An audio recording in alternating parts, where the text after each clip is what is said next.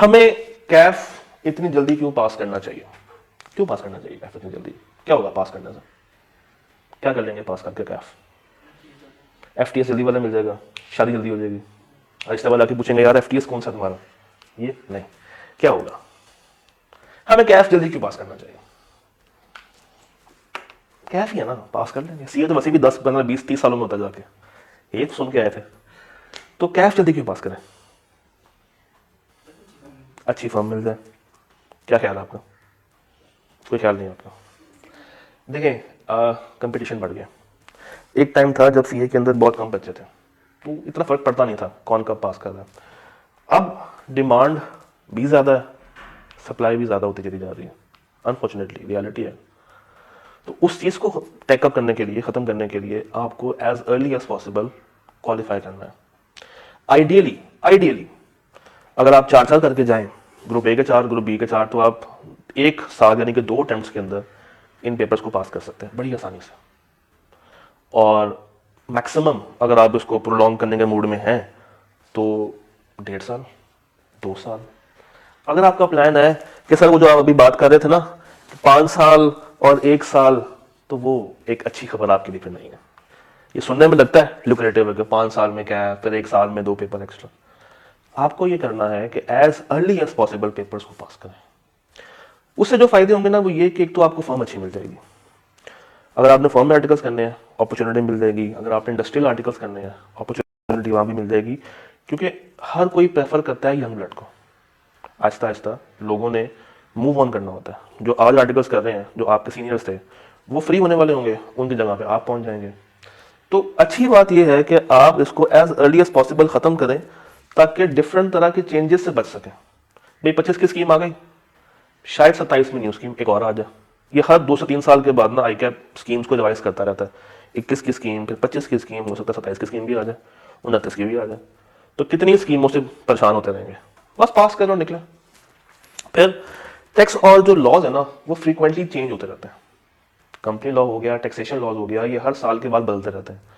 तो इनको पहले पास कर लें ताकि आपको डिफरेंट चेंजेस का सामना ना करना पड़े। Avoid financial burden of repeating a subject. भाई ये जो आपने पैसे देने हैं ये भी तो एक फाइनेंशियल बर्डन है।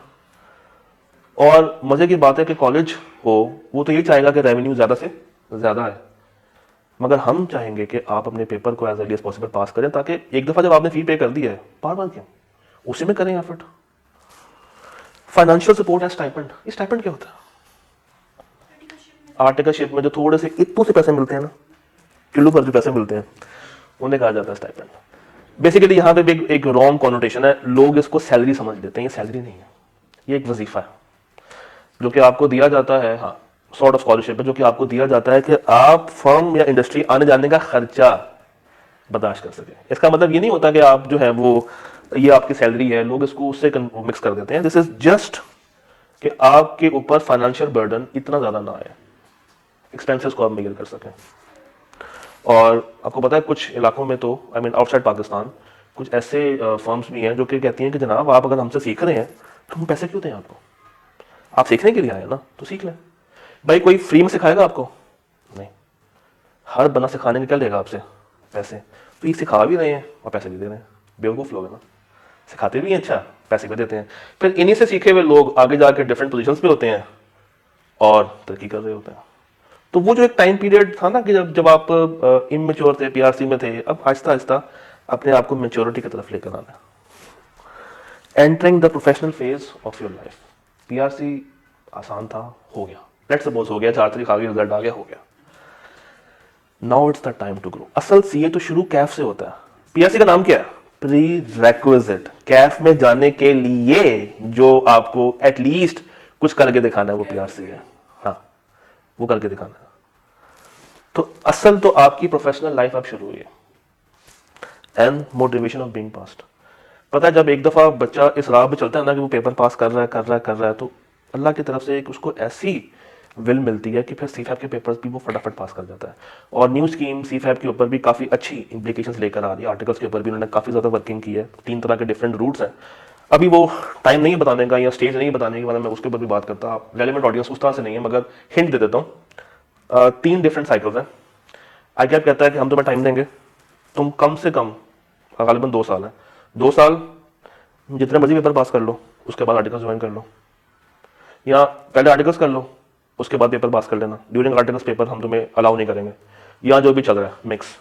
तो ये 3 तरह के डिफरेंट फेजेस हैं, गॉड नोस बेस्ट कि इसमें से अप्लाई तीनों होंगे, 2 होंगे, 1 होगा, जो भी होगा, मगर द पॉइंट इज कि आपको एक ट्रैक मिल जाता है कि आपने उसको हासिल करना है। पता है ये दौड़ है, जो ज़्यादा स्पीड से निकल गया वो उसको जल्दी अचीव कर लेगा, और जो थोड़ा सा पीछे रह गया वो फिर मार खाता रहता है। वो खरगोश और कछुए की कहानी याद है? तो आपने खरगोश बनना है या कछुआ बनना है? हाँ, तो नहीं बनना गया खरगोश या कछुआ? नहीं, आपने खरगोश बनना या कछुआ बनना? बताएं, जीता कौन था? कछुआ जीत गया था। मगर मैं चाहूंगा कि आप खरगोश बने, मगर उस पॉइंट पर जाके सोना नहीं है, भागे, इसको निकालें। अगर आप कछुए बन के जाएंगे ना तो ये 5+1 तक पहुंचेंगे, बट अगर आप खरगोश बन के जाएंगे तो जल्दी जाएंगे, मगर फिर गलत टाइम पे गलत काम नहीं करना, अपने आप को नीचे लेके नहीं आना, ओवर पैनिक नहीं हो जाना। यहां तक बात हो गया।